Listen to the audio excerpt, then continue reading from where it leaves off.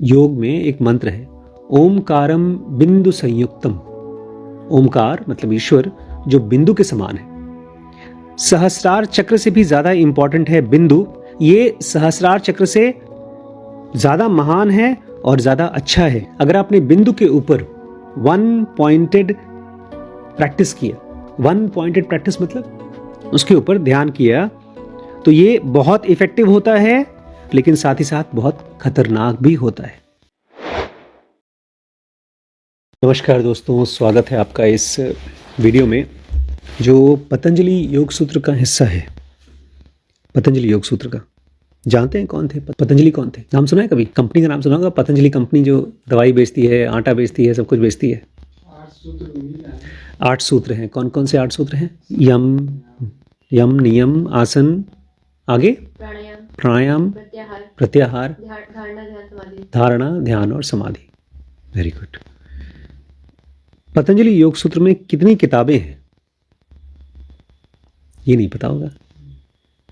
Traditional किताबें जो पाई गई हैं बहुत पुरानी हैं, ये संस्कृत में है। 4 है। 4 किताबों में ये सूत्र हैं, नियम है, योग के सूत्र हैं। लेकिन जिस गुरु से मैंने सीखा है उन्होंने बताया कि एक किताब ऐसी है, 5वीं किताब, जो छुपा दी गई, और वो गुरु अपने शिष्य को बाय वर्ड ऑफ माउथ सिखाता है, खुद सिखाता है।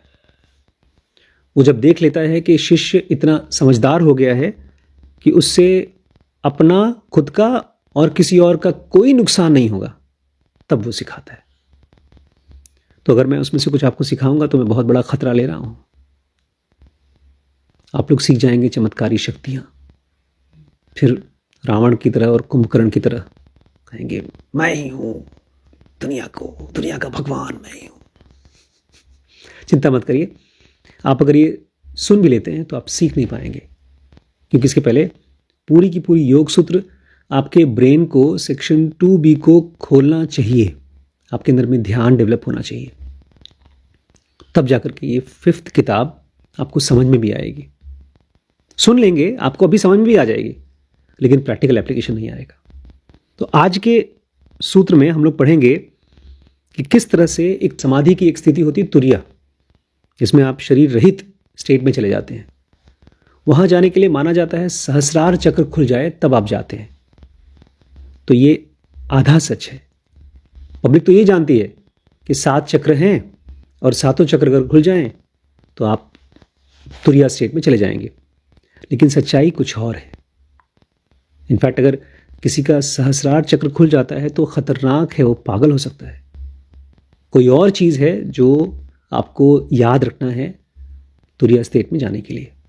ये 5वीं किताब में बताया है पतंजलि ने।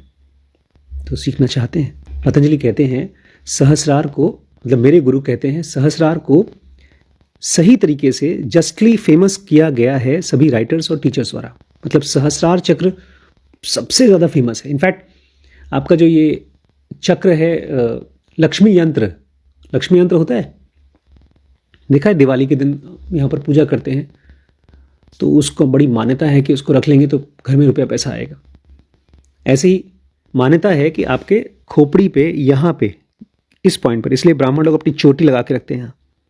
मानते हैं कि अगर ये पॉइंट पर सहस्रार चक्र खुल गया, उसमें ऊर्जा बहुत एक्टिव हो गई, तो आप इनलाइटेंड हो जाएंगे। ये पार्टली सच है, ये गलत नहीं है। तो ये तो सही बात है कि बहुत इंपॉर्टेंट चक्र है सहस्रार चक्र। सहस्रार का मतलब होता है 1000 पेटल्ड, जिसमें सहस्र होते हैं। सहस्र बाहु, कितने बाहु? सहस्र मतलब कितने? 1000, जिसके 1000 हाथ हैं। ऐसे ही सहस्रार चक्र मतलब जिसमें 1000 पंखुड़ियां हैं, उसकी एनर्जी लेवल 1000 की है। तो जब सहस्रार चक्र एकदम सही है, बहुत इंपॉर्टेंट है, लेकिन उससे कहीं ज्यादा इंपॉर्टेंट है बिंदु। योग में एक मंत्र है, ओमकारम बिंदु संयुक्तम। ओमकार मतलब ईश्वर जो बिंदु के समान है। सहस्रार चक्र से भी ज्यादा इंपॉर्टेंट है बिंदु। ये सहस्रार चक्र से ज्यादा महान है और ज्यादा अच्छा है। अगर आपने बिंदु के ऊपर वन पॉइंटेड प्रैक्टिस किया, वन पॉइंटेड प्रैक्टिस मतलब उसके ऊपर ध्यान किया, तो ये बहुत इफेक्टिव होता है, लेकिन साथ ही साथ बहुत खतरनाक भी होता है। यहां पर मैं आपको एक बात क्लियर कर दूं, वन पॉइंटेड प्रैक्टिस आप तब तक नहीं कर सकते जब तक आपके मन के अंदर में आदत स्थिर नहीं हुई है। हम में से ज़्यादातर लोगों की जो हालत है ना, वो एक छोटे से गड्ढे की तरह है जिसमें पानी है, थोड़ा सा धूप आया पानी सूख जाता है। अब वो गड्ढा कितना भी कहे कि मेरे अंदर बहुत गहराई है, एक मोटी मछली भी उसमें नहीं रह सकती, छोटा सा गड्ढा है। जब तक हमारे अंदर गहराई नहीं होगी तब तक आप वन पॉइंटेड प्रैक्टिस नहीं कर सकते। तो सवाल ये उठता है, गहराई किसको बोलते हैं? एक छोटा सा एग्जाम्पल देता हूं। अभी क्लास चालू करने से पहले आप लोगों को मैंने काम दे दिया कि साफ कर दो टेबल वेबल। फिर मैं बाहर गया, बाहर जाते ही भूल गया किस लिए गया था, भूल गया। फिर अंदर आया, फिर सोचने लगा किस लिए गया था, फिर वापस यहाँ खड़ा हुआ, तब ध्यान आया पानी की बोतल के लिए गया था। गहराई है जब आपका मन बहुत ज़्यादा भूलता नहीं, भटकता नहीं, परेशान नहीं होता। आज एक बच्ची का फ़ोन आया, बल्कि हमने फ़ोन लगाया था, ग्रुप कॉल लगाया था, उसमें वो बच्ची आई, हमारे साथ टीम मेंबर है। मैंने पूछा कहाँ, ट्रेन से जा रही थी कहीं शायद, या बस से जा रही थी। बोलती जा रही हूँ उस लड़के से लड़ाई करने। उसके हस्बैंड हैं जिसके साथ उसका डिवोर्स का केस चल रहा है, और बेचारी परेशान है, छोड़ूं ना छोड़ूं क्या करूं। मैंने कहा तो उससे मिलने जा रही है कि लड़ाई करने जा रही है? बोलती सर मुझे समझ में नहीं आ रहा है। तो मन के अंदर में एक गहराई का मतलब है कि आप स्थिर हो रहे हो। मैंने उसको एक बात समझाई कि देख बेटा, तू ज़िनोगी है, ज़िनोगी किसी से लड़ता नहीं है। हाँ, तू परेशान है और तू एक आदमी से मिलने जा रही है जो तेरा पहले हस्बैंड था, अब शायद तू उसके साथ रहे, शायद उसको तो डिवोर्स दे, लेकिन इंपॉर्टेंट चीज़ यह है कि वो एक इंसान है और तू एक इंसान से मिलने जा रही है, तो उससे बात करने जा रही है। तो किसी फंक्शन से मिलने नहीं जा रही है। फंक्शन मतलब कोई डॉक्टर से मिलने जा रही हो, देखो डॉक्टर साहब मेरा इलाज करना। तुम किसी होटल में नहीं जा रही हो कि मुझे खाना चाहिए, ताज़ा खाना चाहिए। हस्बैंड से अगर मिलने जा रही हो तो तुम बोलोगी तुमने ये काम क्यों नहीं किया जो मैंने तुमसे बोला था, लड़ाई होगी। तुम वहां जा रही हो एज अ ज़िनोगी, उसको सुनो ध्यान से, उसको देखो ध्यान से, और डिसीजन अपने आप आएगा कि साथ रहना है कि छोड़ना है। तो कहां से आता है? ध्यान से। कैसे सुनेंगे आप जब आपके पास ध्यान ही नहीं है? जब आप छोटी छोटी चीजों में अट्रैक्ट हो जाते हैं कि ये मुझे चाहिए, ये नहीं चाहिए, तो आप कैसे ध्यान कर पाएंगे? कैसे आप वन पॉइंटेड प्रैक्टिस कर पाएंगे? केवल बुद्ध जैसा इंसान जो इसके घर में बच्चा हुआ था, आज के आज उसका बच्चा हुआ, और आज ही उन्होंने देखा कोई मर गया, तो उनके मन में ये बात नहीं आई चलूं मैं अपने बच्चे को देख लूं। उनके मन में क्या बात आई? उस मरे हुए आदमी को देखकर क्या बात आई? 3 लोगों को देखा और झटका लग गया उनको, एक मरे हुए को, एक बूढ़े को और एक बीमार को। और क्या बात आई? यार मैं भी ऐसा हो जाएगा। हम लोग जब गाड़ी में कहीं घूमते हैं ना और रोड पर कोई गरीब दिखाई देता है तो ये नहीं ख्याल आता है कि हम भी गरीब हो सकते हैं। जब हम किसी को डांटते हैं तो हमको ख्याल नहीं आता कि हम भी उस तरफ खड़े हो सकते हैं कि हमको डांट पड़े। लेकिन बुद्ध अमीर ऐसे आदमी थे जिनके पास 3-3, 4-4 महल थे, गर्मियों के लिए अलग, सर्दियों के लिए अलग, और उनके पिताजी को पहले से अंदाजा हो गया था कि ये साधु बनेगा। तो पिताजी ने पहले ही सारे बूढ़े लोगों को हटा दिया था दूर। किसी का अगर सफ़ेद बाल हो जाता वो बुद्ध के सामने नहीं आता था बचपन से ही। और जैसे ही देखा उन्होंने किसी बूढ़े को तो उनके मन में ख्याल आया ये तो मुझे भी हो जाएगा। उनके पिताजी बहुत समझाते रहे, नहीं बेटा मत जाओ छोड़ कर, बोलते नहीं अब तो नहीं रुक सकता मैं। परेशान थे लेकिन गहराई थी। गहराई है मतलब नॉन डिस्ट्रैक्शन।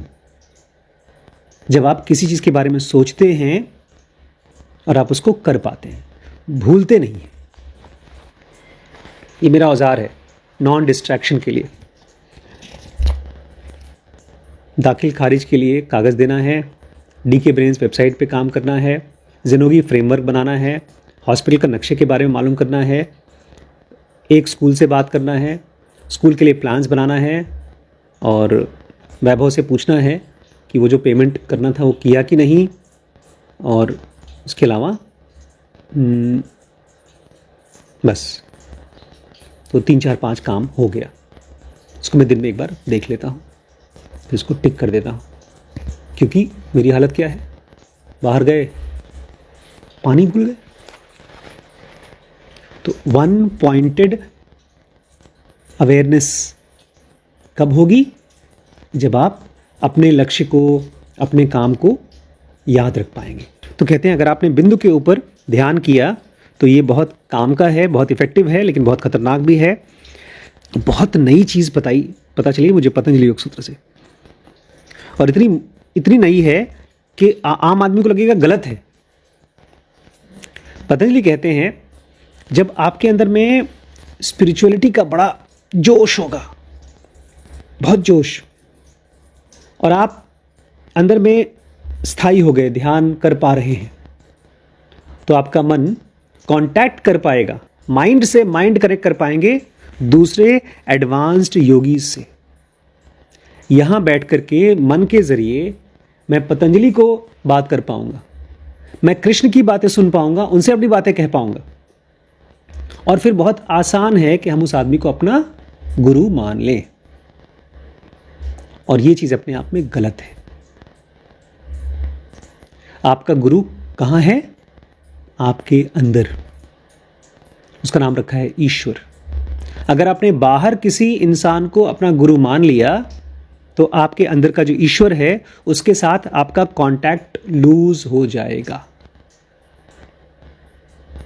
ऐसा है जैसे कि आप तार लगा करके कहीं से बिजली ले रहे हो, या कहीं कुआं खोदा है और उसमें से पानी निकाल रहे हो, फिर आपको पता चला यार वहां नल लगा हुआ है, चलो वहां से पानी ले लेते हैं। तो वहां से पानी तो ले लेंगे, लेकिन कुएं के साथ क्या होगा? धीमे धीमे कुआं सूख जाएगा।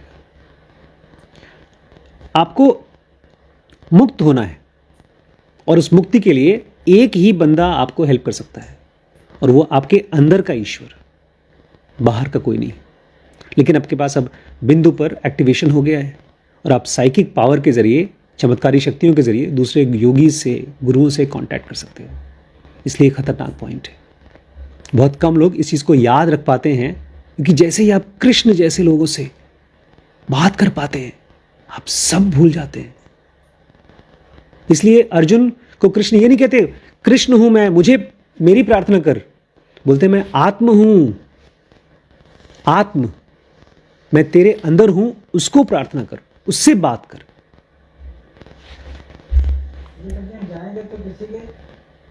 हाँ नहीं, देखिए बड़ी अच्छी चीज पूछी आपने कि हम किसी के जरिए ही अपने अंदर जाएंगे। आपको दूसरों से बात करनी है, दूसरों को रिस्पेक्ट करना है, दूसरों से सीखना भी है, लेकिन यह ध्यान रखना है मेरी मुक्ति मेरे ईश्वर द्वारा होगी। अभी आज एक बच्चे ने मुझे फ़ोन किया कि सर मेरी मम्मी कहती है कोई वृंदावन में कोई गुरुजी हैं, उनको बहुत लोग मानते हैं, बड़े बड़े लोग आकर के उनके पास पैर छूते हैं, तो बोलती है उनका जप किया करो। तो जप करना चाहिए, मैंने कहा कर लो, लेकिन तुम्हारी मुक्ति, तुम्हारा ज्ञान कहाँ से आएगा? तुम्हारे अंदर से। देखिए मैप की तरह हैं बाकी लोग, मैप की तरह, लेकिन रोड नहीं होता मैप। अगर आप ये सोचें मैंने एक मैप ले लिया है, फोल्ड करके जेब में रख लिया, अब मैं पहुंच गया, तो आप नहीं पहुंचे। सामने वाला जो बता रहा है वो एक नक्शा है अपने अंदर जाने का, लेकिन पहुंचाएगा हमको अपना गुरु, अपना अंदर का, बाहर का नहीं। तो बात सुनिए, इज्जत दीजिए, पूरी तरह से श्रद्धा रखिए, लेकिन आपके गुरु से आपका कांटेक्ट खत्म नहीं होना चाहिए। एक और वजह है कि आप सामने वाले को अपना गुरु मत मानिए। एक और वजह है, कृष्णमूर्ति जब दुनिया छोड़ के जा रहे थे, उन्होंने लास्ट टॉक दिया था वहीं जहां हम लोग गए थे। एक किताब है जिसमें इसका नाम है द लास्ट टॉक्स। तो उसमें वो बोल रहे थे कि मेरे पास जो है ना वो एक हीरे की तरह है, मैं तुम लोगों को दे के जा रहा हूँ, अब इसको संभालना। उन्होंने ये नहीं कहा कि मेरी फ़ोटो लगा दो और मेरी प्रार्थना करना, अगरबत्ती जलाना, ये सब नहीं कहा। कह रहे हैं जो एडवांस्ड योगीज होते हैं वो वेट नहीं करते किसी और के लिए, उनकी आगे की यात्रा है। इसलिए आप कहते हैं मैंने उनको तो अपना गुरु मान लिया है, अब मैं उनको पूजा कर रहा हूं, अब वो मेरी हेल्प करें। कैसे कर पाएंगे? उनकी आगे की यात्रा है। आपके लिए एक गुरु नेचर ने, भगवान ने डिसाइड करके आपके अंदर ही डाल दिया है। ऐसे ही उस आदमी को उसका गुरु मिल गया है और वो आगे बढ़ रहा है। आपका गुरु आपके अंदर है, उसकी आगे की यात्रा है। सबसे खतरनाक चीज ये है कि हमारे अंदर का जो ईश्वर है ना, वो इतना अच्छा है कि बोलता है तुम्हें अगर मेरे ऊपर ध्यान देना है तो दो, नहीं तो मत दो, तुम्हारी मर्जी। बीवी की तरह नहीं है कि पति लेटा है तो पूछने कहाँ गए। स्कूल के टीचर की तरह नहीं है, दोस्त की तरह नहीं है कि कंप्लेन करे। हमारे घर में जितने भी अच्छी अच्छी माएँ हैं, चाचियाँ हैं, उनको अगर 15-20 दिन में फ़ोन करो तो सबसे पहला सेंटेंस क्या होता है? अब याद आई है तुम्हें? भूल गए अपनी माँ को? ईश्वर हमारे अंदर का ऐसा कुछ नहीं बोलता। आप उसको साल भर बाद या 100 जन्म बाद याद करो, तभी बोलता है ठीक है अब आ गए तो चलो। यही सबसे बड़ी प्रॉब्लम। इसलिए हम बाहर खोजते हैं गुरुओं को। जब मैंने पतंजलि योग सूत्र आपको पहले पढ़ाया था, उसके 249 वीडियो हो चुके हैं, ये 250वां वीडियो है। उसकी सीरीज़ आप लोग खोल लीजिएगा, धीमे धीमे यूट्यूब पे चेक करिएगा, ठीक है, dkbrains.com पे। उसमें मैंने बात की है यहाँ पर एक ब्लैक फ्लेम कल्पना करने के लिए। फ्लेम मतलब ज्योति, लौ होती है सफ़ेद या तो पीली, लेकिन आपको क्या इमेजिन करना है? काले रंग की ज्योति।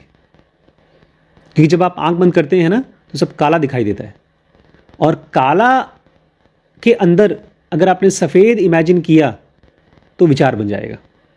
काले के अंदर काला देखेंगे तो देखना बहुत मुश्किल है, तो साइलेंस तक पहुंचाएगा आपको। कह रहे हैं अगर आपने, ये आपका काम है कि आप ब्लैक फ्लेम को अपने अंदर 24 घंटे रखें और याद रखें।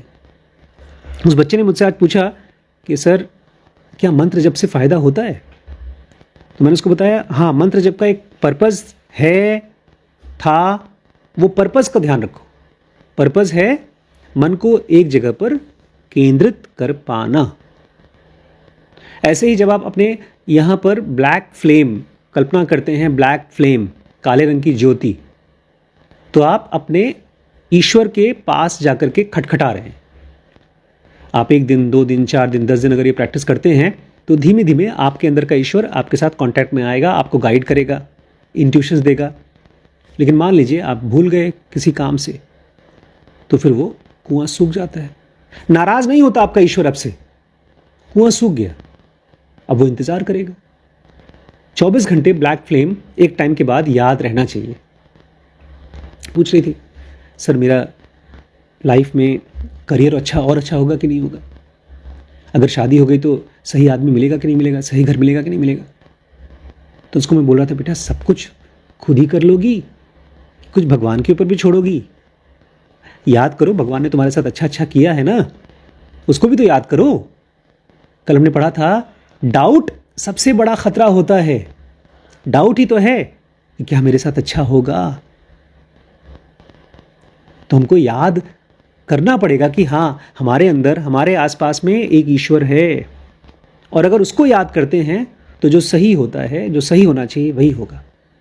तो पतंजलि कहते हैं कि दिन भर में जितनी बार याद आ सके यहाँ पर एक ब्लैक फ्लेम याद करो। नहीं याद करोगे तो बेचारा ईश्वर इंतज़ार करेगा तुम्हारा। तुम ही भूल रहे हो उसको, वो नहीं तुमको भूल रहा। इसलिए कह रहे हैं सहस्रार चक्र को बहुत ध्यान से अप्रोच करना चाहिए, बहुत प्यार से। कह रहे हैं ज़्यादातर जितने भी एडवांस्ड योगी होते हैं वो भी भूल जाते हैं कि इस यहाँ पर जहाँ सहस्रार चक्र है उसके जस्ट पास में बगल में बिंदु है, बगल में बिंदु है। और जब साधक यहाँ पर कुछ होता है और ईश्वर के साथ में या कोई मिस्टिकल पावर के साथ में उनका कंटैक्ट होता है तो पागल हो जाते हैं, एंथ्राल्ड हो जाते हैं, और इसी के साथ साथ अटैच्ड हो जाते हैं। अटैच्ड हो जाते हैं। जैसे पहले परिवार से अटैच थे, पैसे से अटैच थे, बीवी और बच्चे से अटैच थे, ऐसे ही अपने खुद के सेंटर से अटैच्ड हो जाते हैं, मिस्टिकल पावर से अटैच्ड हो जाते हैं। और जैसे सभी तरह के नशे होते हैं, बहुत मुश्किल होता है छूटना, ऐसे ये भी एक नशा बन जाता है, मिस्टिकल पावर का नशा। और ये पता है बिंदु क्या है? ये वो जगह है जहाँ पर डिवाइन फ्रैगमेंट वास करता है, वहीं उसका घर है, शरीर के अंदर वहीं उसका घर है। और ये वो पॉइंट है जहाँ पर एक साधक जब पहुँचता है तो वो अपना अहंकार बहुत आसानी से पिघला सकता है और हमेशा हमेशा के लिए तुरिया स्टेट में, समाधि में जा सकता है। ये वो पॉइंट है जहाँ पर अगर हमको रहने की याद आ गई, वहाँ पर रह पाए, यहाँ ब्लैक फ्लेम से उसका कांटेक्ट है, तो जो हमारा अहंकार है, जो अलग अलग समय पर अलग अलग टाइप के इमोशंस और विचार से हमको परेशान कर देता है, पिघल जाता है और आप तुरिया स्टेट में चले जाते हैं। तो ये है द सीक्रेट ऑफ सहस्रार चक्र, कि उससे भी इम्पॉर्टेंट एक बिंदु पॉइंट है। अगर उसको याद रखना है तो ब्लैक फ्लेम याद रखिए, जब भी दिन में याद आए, दूसरों की बात सुनिए, गाइडेंस लीजिए और अपने अंदर के गुरु के साथ में कांटेक्ट डेवलप करिए, क्योंकि वही आपके लिए डिसाइड किया गया है, वो आपको उंगली पकड़ के आपकी मुक्ति तक पहुंचाएगा। दूसरे का काम खुद की मुक्ति है।